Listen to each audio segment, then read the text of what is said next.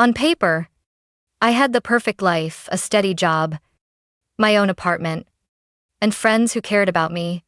But inside my family, I was always the one expected to give without question. The daughter who was never enough. One Christmas, my mother's cutting words broke the silence. That was the night I finally walked away. I was 34 years old when people began calling me a woman who had it all. My name is Rachel Carter. And if you had seen me on that stage that evening, you might have believed it too. The lights were blinding. The applause loud. The kind that fills your chest with pride, whether you ask for it or not. I had just finished delivering a keynote speech at a national leadership conference, and the crowd's reaction told me I had nailed it. Colleagues pressed my hand into firm shakes, their smiles warm, their words full of admiration. Cameras flashed. Reporters jotted notes, and strangers asked for a quick photo as if I were someone worth remembering. From the outside, I was polished, radiant, and unstoppable. The truth is, I learned long ago how to wear that mask convincingly. Success was something I could control, something I could build with discipline and sleepless nights. But fulfillment? That was another story. As I stepped off the stage, my phone buzzed in my purse. I didn't even need to look at the screen to know who it was. My mother's timing had become predictable. Almost clockwork, I answered, lowering my voice so no one around me could overhear. Rachel. Did you send the money for your father's hospital bill yet? Her tone wasn't worried or soft. It was flat. Businesslike. As if I were nothing more than a bank teller she called once a month. Yes. Mom. I already did. I whispered. There was no thank you. No pause. Just a faint click as she ended the call. I slid the phone back into my purse and forced a smile for another colleague who approached me with praise. My lips curved upward. But inside, something heavy sank deeper into my chest. The applause from minutes earlier echoed in my ears. But it felt hollow now, like a sound bouncing around an empty room. I wanted to believe that one day, success would be enough to silence the ache of never being enough at home. But in that moment, surrounded by people who saw me as accomplished, I felt like a fraud. Because behind every handshake, every smile, there lived a woman who returned to silence, duty, and an unshakable loneliness. What I didn't know then was that this quiet emptiness would soon erupt. And one Christmas night, everything I had tolerated for years would finally break. When the conference ended, people crowded around me as I made my way toward the exit. Some asked if I had a business card. Others wanted a picture, a handshake, or just a word of encouragement. I gave them all of that, smiling the way I had learned to smile, wide enough to make them feel seen, polished enough to match the woman they believed me to be. The flash of cameras lit up my face as if I were a celebrity. To them, I was someone to admire, someone who had cracked the code of success, and I let them believe it. Because in some ways, it was easier than admitting how fragile I felt beneath it all. As soon as I stepped outside into the cool evening air, my phone buzzed again. A message this time. It was from my mother. Don't forget this month. That was all she wrote. No greeting. No warmth. Just a reminder that I was expected to transfer money. As I always did, I stared at the words on the screen until the letters blurred. My lips pressed tightly together, and I slipped the phone back into my purse. There was no point answering. She would take my silence as compliance. She always did. I made my way to the parking garage, my heels echoing against the concrete.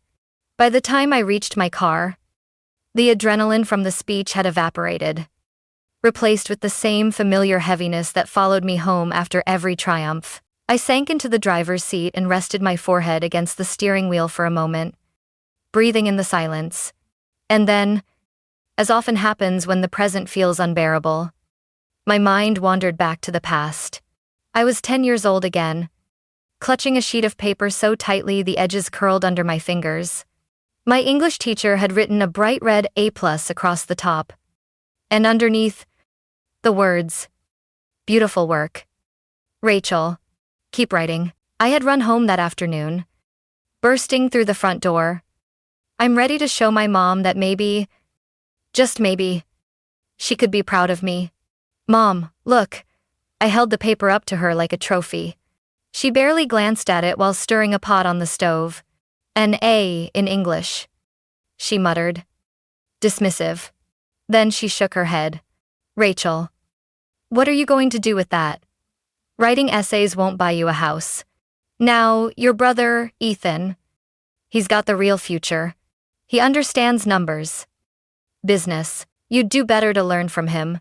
His it of Olivave, of the whaling and tactions. Her words cut deeper than she realized. I folded the paper in half. Then in half again. Until it disappeared into my pocket.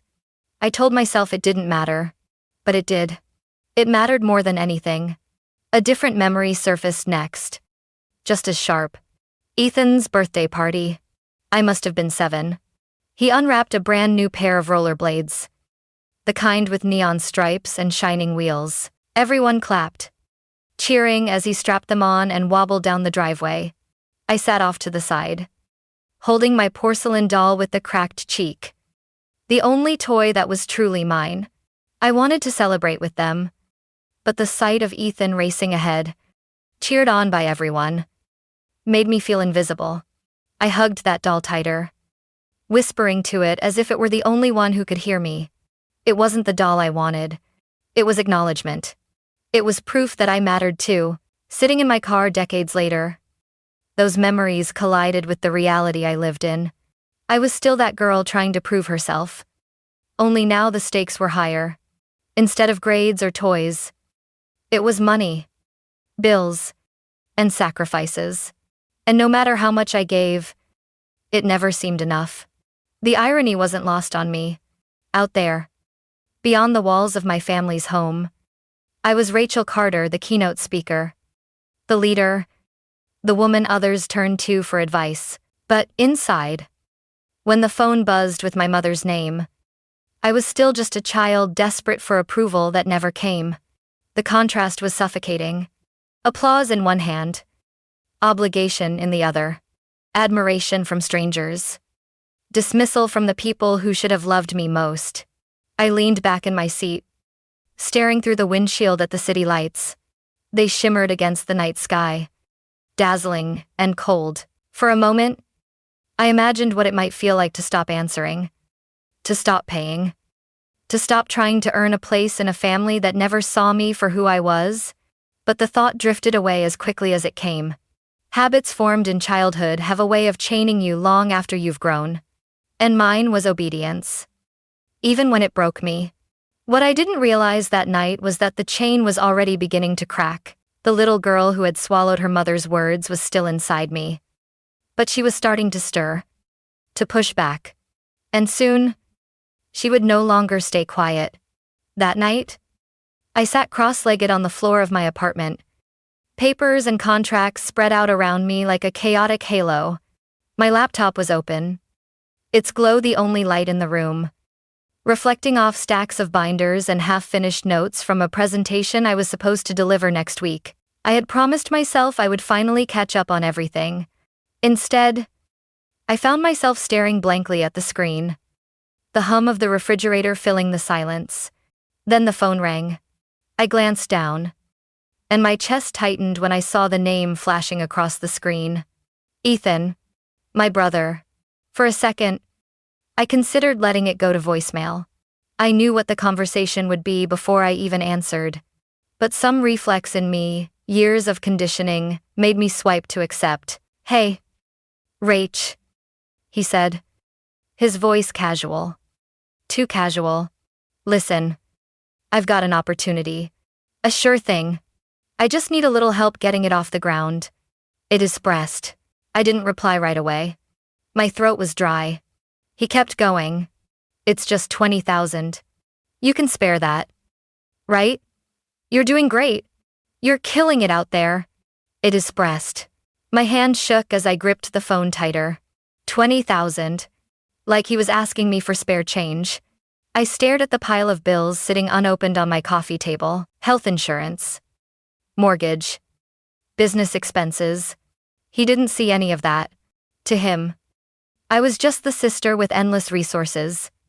The one who always came through. I swallowed hard. Ethan. My voice cracked on his name. He sighed. Like I was already letting him down. Come on. Rach? Don't make this complicated. You've always helped before. What's different now? I bit the inside of my cheek, willing myself not to cry. He had no idea how much those words cut. What's different now? What was different was me. Sitting here with a body that felt wrung out from years of giving. Holding on by a thread. You're successful. He pressed, his tone sharpening. You've got more than enough. Why would you hold back from your own brother? Don't tell me you're gonna be stingy now. Wong has of grade for Mayman. The word stingy twisted like a knife. My brother, who had received more than I ever did growing up.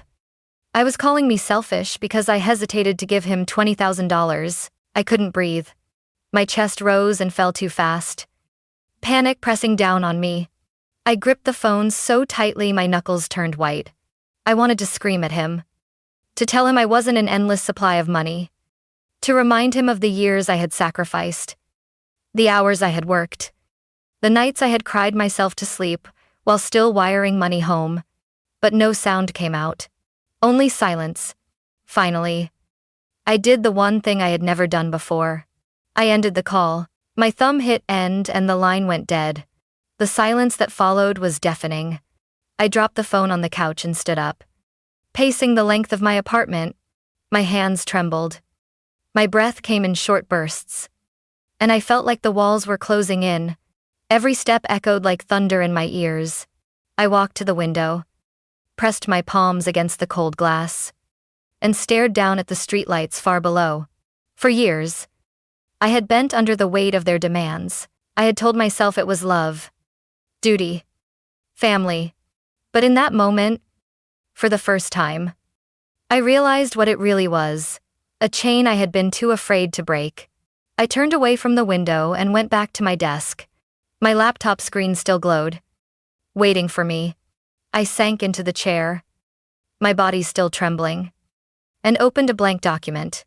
The screen lit up my face, sharp and unforgiving, but steady. My fingers hovered over the keys. And though I didn't type a single word yet, I felt the shift inside me. It wasn't loud. It wasn't dramatic. But it was there. A seed of resolve. Small but alive. I whispered to myself. Barely audible. No. It's not mating the spec. It was the first time I had allowed the word to exist inside me without guilt. Just that one word. And it felt like exhaling after holding my breath for years. I sat there for a long time, letting the quiet seep in. Outside, the city moved on without me, cars honking, people laughing, life humming. But inside my apartment, something monumental had shifted. I wasn't ready to say it out loud to my family yet. Not to my mother. Not to Ethan. But I had said it in my heart. And that was the beginning. For the first time, the thought of standing up to them didn't feel impossible. It felt inevitable. Christmas Eve arrived quicker than I was ready for. The city outside sparkled with holiday lights. The streets crowded with families carrying shopping bags and children buzzing with excitement. But inside me, there was no warmth. No eager anticipation. Only a knot in my stomach that grew tighter the closer I got to my parents' house. I carried a large gift box in my hands, wrapped neatly with a silver bow. The kind of present that looked effortless but had taken me an hour to prepare. In my bag, though, was the real weight of the evening. A thick folder, stuffed with bank statements, text messages, and proof of every dollar I had funneled into this family over the years. It felt heavier than the gift in my arms. Heavier than any burden I'd ever carried. As I pulled into the driveway, I sat for a moment in the car, hands gripping the steering wheel. The house glowed with golden light. Wreaths hung on the windows. The porch lined with twinkling garlands. From the outside, it was picture perfect. A Hallmark postcard of family tradition. Inside, I knew. It was a minefield waiting to explode. I drew in a shaky breath. My reflection in the rearview mirror looked older than I remembered, tired, serious, but steady. I whispered to myself. You can do this. It is and makes your first ever. Walking up to the front door, I forced my steps to be even. My smile practiced. The sound of laughter spilled out before I even rang the bell. For a fleeting second, I thought about turning back, driving away, letting this whole confrontation wait for another time. But no, there wouldn't be another time. This was it. When the door opened, the warmth of the house hit me like a wave roast turkey. Cinnamon candles. The faint sound of Bing Crosby playing in the background. My mother's face lit up. Her lipstick perfectly red. Her sweater sparkling with sequins. She kissed me on the cheek and ushered me inside as though nothing had ever been wrong between us. Rachel. You made it, she said brightly. Her voice was sugar-sweet, but I knew the sharpness that lay beneath it. I slipped off my coat, holding the gift in one hand, tightening my grip on the bag with the other. The folder shifted slightly, and I felt the edges of the papers press against me, reminding me of why I was here. Every ornament on the tree seemed to gleam more brightly than usual. Every decoration placed with care. My father was by the fireplace, sipping a glass of wine, chuckling at something Ethan had just said. Sophie darted past me with a laugh, her hair bouncing, her presence carefree in a way I couldn't remember ever being. I stood there for a moment, watching them. To anyone else, it would look like a perfect family scene. To me, it was a carefully rehearsed performance, one I had been cast in for years, without realizing I was the understudy holding up the stage. I placed the large gift under the tree, smiled politely when Sophie thanked me with a quick hug, and then adjusted the strap of my bag. The weight of that folder pressed against my side like a silent ally. I wasn't sure if it was courage or desperation that kept me standing upright. Maybe both. As the evening unfolded, I knew I had to keep my face calm, my voice steady, but inside, my heart pounded like a drumbeat, echoing louder with every passing minute. I wasn't just here for Christmas. I was here for a reckoning. The storm was coming, and I was finally ready to face it. Dinner at my parents' house always looked beautiful on the surface. The long oak table was dressed in a red and gold runner, polished silverware gleaming under the chandelier. Candles flickered in crystal holders, casting warm light across smiling faces. It was the kind of scene that belonged on a Christmas card. But as I slid into my chair, I knew better. We began with small talk, passing dishes of mashed potatoes and roasted carrots. My mother pouring wine like a gracious hostess. Ethan leaned back in his chair, grinning with the confidence of a man who had never truly earned anything on his own. Sophie was glowing in her seat, her phone tucked away for once, laughing at something my father said. Ethan's been doing so well. My mother beamed, her voice carrying a practiced pride. His startup is practically taking off. It won't be long before he's the one hosting dinners like this. It is a day, Ethan chuckled, pretending to brush off the praise but clearly savoring it. Well, you know how it is, he said, waving his fork dramatically. Investors are circling. The idea is strong.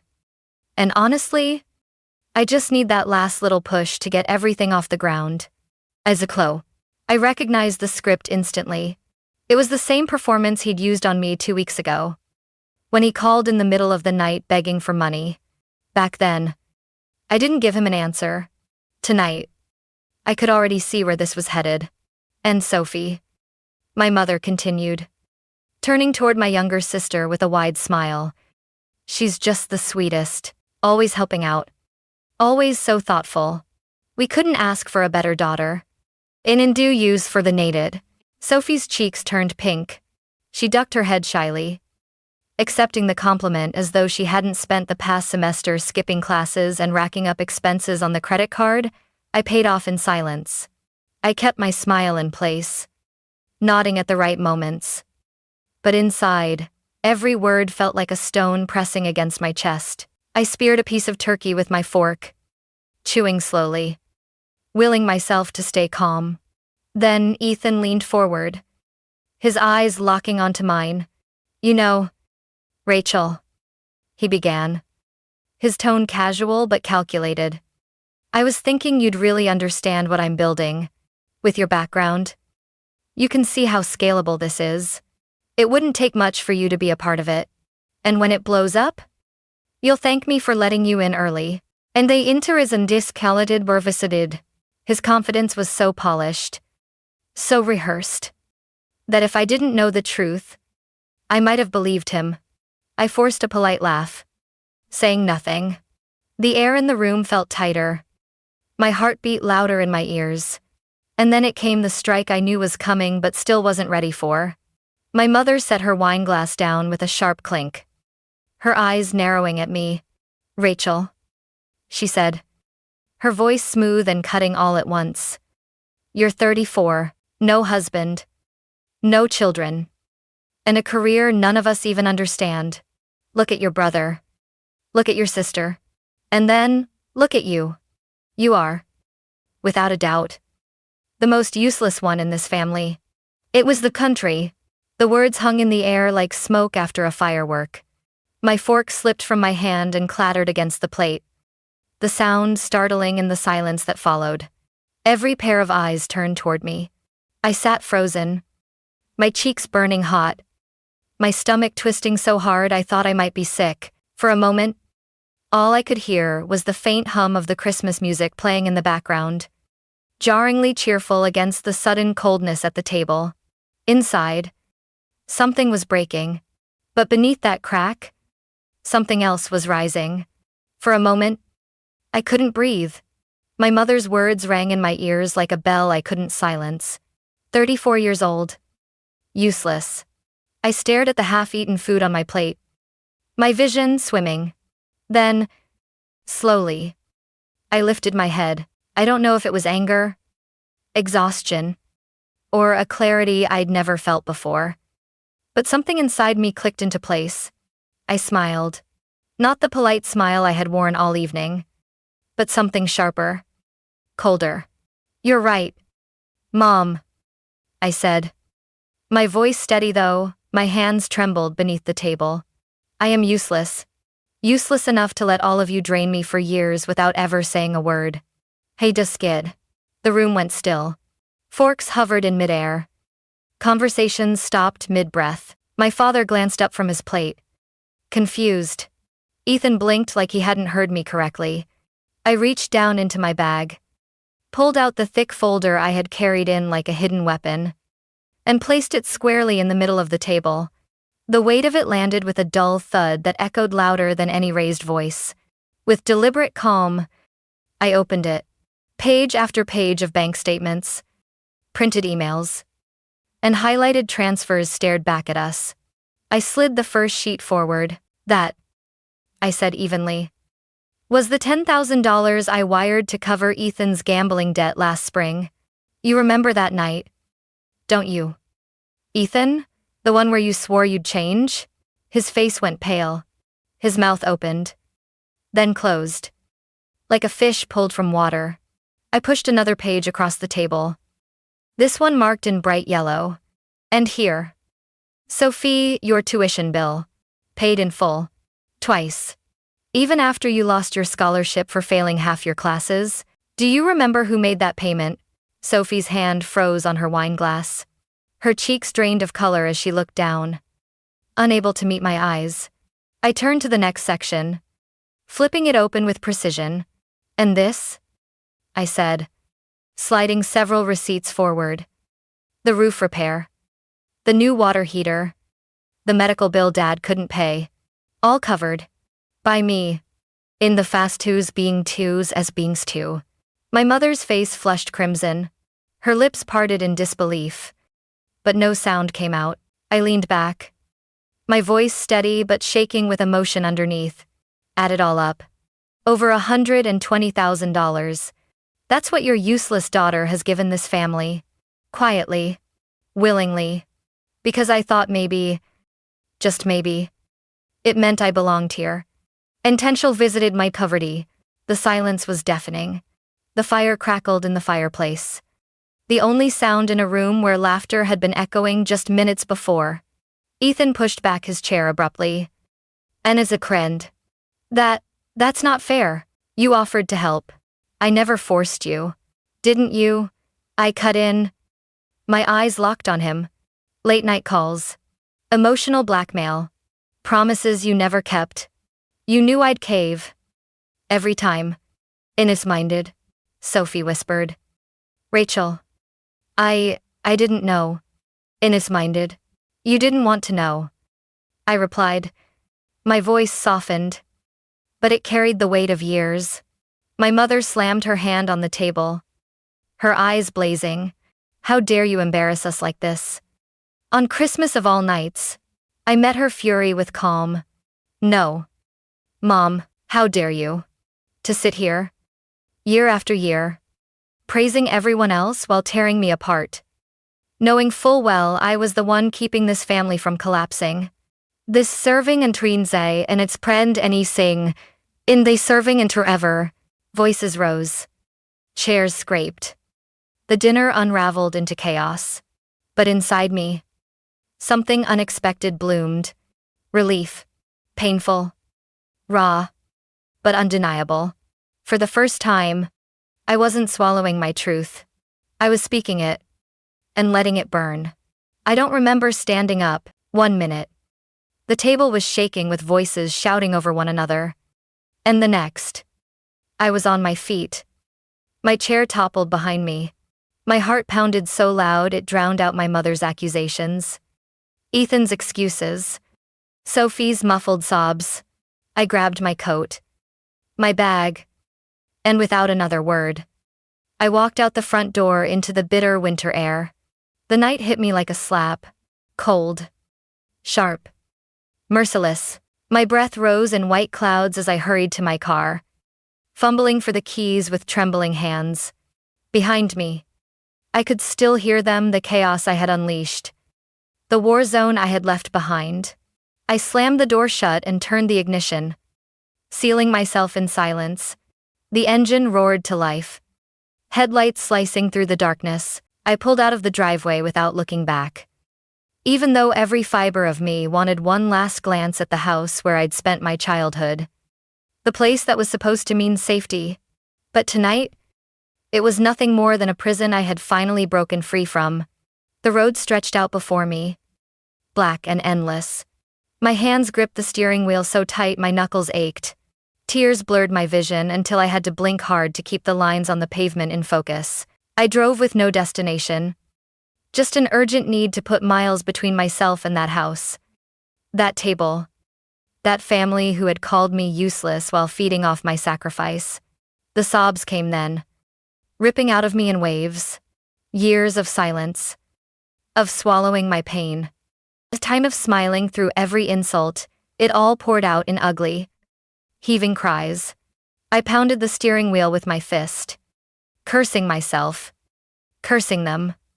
Cursing the cruel way love can twist into chains. But as the miles ticked by, something inside me shifted. The storm in my chest began to quiet. My breathing steadied. I loosened my grip on the wheel. And then, without meaning to, I laughed. A hollow, broken laugh at first. But then fuller. Louder. Until it filled the car. I wiped my face with the sleeve of my coat, my eyes raw and swollen, and whispered into the empty car. Did I just lose my family, or did I finally find myself? The truth stung. But it also set me free. For the first time in years, maybe in my entire life, I realized I didn't owe them anything anymore.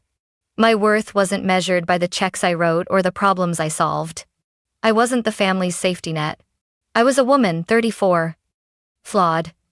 Scarred. But still standing. The highway opened up.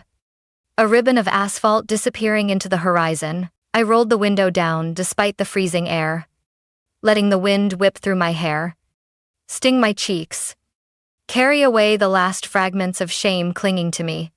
The night smelled like pine and frost and possibility. I thought about the little girl I used to be. The one who tiptoed around the house. desperate to please, terrified of disappointing. I thought about how far I had carried her, how heavy that burden had been, and then I promised myself that the weight was no longer mine to bear. By the time I pulled into a quiet rest stop off the highway, the clock read past midnight. I sat there in the stillness, the hum of the engine fading. My body felt drained, hollowed out. But in that emptiness, there was space. Space for something new to grow. For once, I didn't dread tomorrow. A few weeks passed before the phone rang. It was a Sunday afternoon, quiet except for the hum of my heater. I recognized the number immediately, my parents' house. For a long moment, I just stared at the screen. My chest tightened, my thumb hovering, torn between the instinct to answer and the urge to let it ring out. Finally, I took a deep breath and pressed accept. Rachel. My father's voice came through, hesitant, almost careful. He never called me first. It was always my mother's voice I braced myself for. But this time it was Dad. And that alone made my heart ache. Hi, Dad, I said, steady but not warm. There was a pause. Then he asked how I was doing. I could hear the weight in his words, as though he wanted to say more but didn't know how. I'm okay, I told him. Though the truth was complicated, I was still raw. Still waking up at night replaying the dinner scene. Still wondering if I'd gone too far. But I also knew I couldn't go back to the way things had been. After some small talk, his voice dropped lower. Your mother's been upset. She doesn't understand why you left like that. In just pause, I swallowed hard. My old self would have rushed in with apologies, promises to smooth things over, another check in the mail to keep the peace. But I wasn't that woman anymore. I closed my eyes, took a breath, and said what I had rehearsed 100 times in my head. Dad, I love you. I always will. But I need boundaries. I can't keep sending money and pretending it doesn't hurt when I'm treated like I don't matter. Until I'm respected. Until I'm seen as more than just a wallet, I won't be giving anymore. As now use Pete. The silence on the line stretched long enough for me to wonder if he'd hung up. Then, I heard him exhale. Heavy and slow. I understand, he said at last. Not angry. Not defensive. Just tired. And somehow, that acknowledgement was enough for now. When the call ended, I sat there with tears in my eyes. Not from guilt, but from relief. For the first time in my life, I had told my father the truth without flinching. A few days later, I walked into a community center for my first group therapy session. My stomach churned as I looked around the circle, 10 strangers, all carrying stories I didn't yet know. When it was my turn, my throat tightened. And for a moment I thought I couldn't do it. But then the words tumbled out. I've spent most of my life trying to keep my family afloat. I paid their bills, covered their debts, did everything I could to keep us together. And still, I was never enough. Since cares that will say in flesh propertus from a navidate. The room was quiet. The kind of quiet that feels like listening.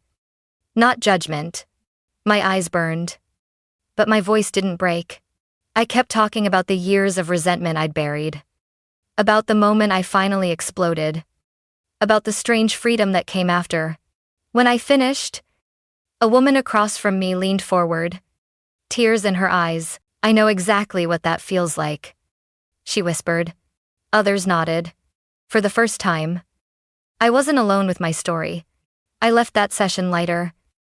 Though nothing in my life had changed except the fact that I had spoken. My voice had filled a room. And no one had silenced me. That mattered more than I ever imagined. As I drove home that night, the streetlights blurred through my windshield. I thought about the promise I'd made to myself, to that little girl inside me, and I felt something I hadn't felt in years. Not peace. Not yet. But strength. The kind that comes from finally drawing a line and daring anyone to cross it. One evening, just as I was settling in with a cup of tea, my phone buzzed. It was a message from Sophie. My heart skipped. She hadn't reached out since that night at the dinner table. For a moment, I considered ignoring it, protecting the fragile calm I had built. But curiosity won, and I opened it. Rachel. I'm sorry. You've carried too much for all of us. I should have stood up for you. Server, it is another word. The words blurred through my tears. I read them again. Slowly. Letting them sink in. My little sister, the one who had always leaned on me, was finally acknowledging what I had endured. It wasn't everything, but it was something, a crack in the wall that had separated us. I typed back only 2 words. Thank you. My hands trembled as I hit send. A few days later, another surprise arrived. An envelope in the mail. No return address. Just my name written in familiar handwriting. Inside was a check. Not for much, just a few $100s, but enough to make me sit down at the kitchen table in shock. There was also a note. Rachel. I was wrong. About a lot of things. I can't undo what I said. But I can try to show you I mean it this time. Ethan. Answer as I was see and feeling. My brother. The same brother who had hurled cruel words at me in front of everyone. Who had told me I owed them my success. Now, in his own clumsy way, he was trying to give something back. It wasn't about the money, I didn't need it. It was about the gesture. It was about him finally seeing me not just as a provider, but as a sister. I held that piece of paper in my hands and whispered into the quiet kitchen. I forgive you. Ethan. To fair Edian. And then came the moment I never expected. Dad called again. His voice softer this time. Almost nervous. We talked about the weather. About the neighbors. About his garden, that never seemed to grow right. Then, almost offhandedly, he said, Your mother's been going on again about you. I told her to stop. I told her she was wrong. Read it after why do. I froze. My father had never once contradicted my mother when it came to me. For years, he had sat silent while she chipped away at me, while she twisted my generosity into obligation. And now, here he was, finally speaking up on my behalf. You did? I asked, my voice catching. I did, he said firmly. She needs to hear it, and you need to know it. And it may be, isn't a leavely. It was a small crack in a lifetime of silence, but it felt like sunlight breaking through a storm. For the first time, my father wasn't just quietly loving me in the background. He was standing with me, even if just for a moment. That night, I lay in bed staring at the ceiling, my phone resting on the nightstand beside me. Sophie's apology. Ethan's note. Dad's quiet defiance, they weren't fixes. Not yet. The damage ran deep, and I knew there would be more hard conversations ahead. But something had shifted. The weight I had carried alone for so long wasn't entirely mine anymore. They were beginning, in their imperfect ways, to carry a piece of it too. And as strange as it sounds, I felt hope. Not the naive hope that everything would go back to the way it was, but the quiet hope that maybe, just maybe, we could build something new from the pieces. Something honest. Even if it was messy. For the first time in a long while, I closed my eyes and drifted to sleep without feeling alone. A few months passed before I realized how much lighter my life had become. My little apartment, once bare and echoing with silence, now felt like mine. On a cold December evening, I decided it was time to bring a little warmth into the space. I carried home a small Christmas tree. The kind you can fit into the corner without taking over the room. It wasn't grand. It wasn't expensive. But it was mine. I set the tree by the window, the city lights twinkling behind it like scattered jewels. One by one, I unpacked a small box of ornaments I had picked up at a thrift store. A porcelain angel, a glass star, a few wooden snowflakes. As I hung each one, I caught myself smiling. There was no one here to criticize me. No one waiting to remind me of what I owed them. Just me, choosing what beauty looked like in my own life. The kettle whistled, and I poured myself a cup of tea, the steam curling into the air as soft carols played in the background. I curled up on the couch, the glow of the tree washing the room in golden light. For the first time in years, I didn't feel the emptiness of being alone. I felt the fullness of being free. I looked around at my little sanctuary, at the tree that leaned slightly to the left but sparkled just the same. And I thought, this is enough. No. More than enough. This is happiness I created with my own two hands. And that night, with the tree glowing quietly beside me, I realized I wasn't waiting for anyone else to give me peace. I had already found it. The glow of the tree filled the room as I sipped my tea. The faint hum of the city outside, blending with the quiet carols playing in the background. Just as I leaned back, letting the warmth sink in, my phone buzzed on the table. I glanced at the screen. It was my mother, Linda. For a long moment, I just stared at her name. My heart didn't race the way it used to. My hands didn't tremble. Instead, there was only a steady breath. I set my cup down, picked up the phone, and pressed the side button. The call disappeared into silence. It wasn't anger that made me ignore her. It wasn't bitterness either. It was choice. For years, I thought I owed her an answer every time, as if her voice defined my worth. Tonight, I realized I owed myself peace more than I owed her a response. I sat back on the couch, the city lights stretching endlessly beyond the window. The phone sat quietly on the table, no longer demanding my attention. I let out a soft laugh. Not of mockery, but of release. For once, I wasn't waiting for approval, or forgiveness, or even closure. I had already closed that chapter. I lifted my cup again, the steam warming my face as I looked at the tree, at the little life I had built for myself. The world outside was busy and loud, but in here, everything was calm, and in that quiet, I finally understood. I didn't need anyone else to say I was enough. I already believed it.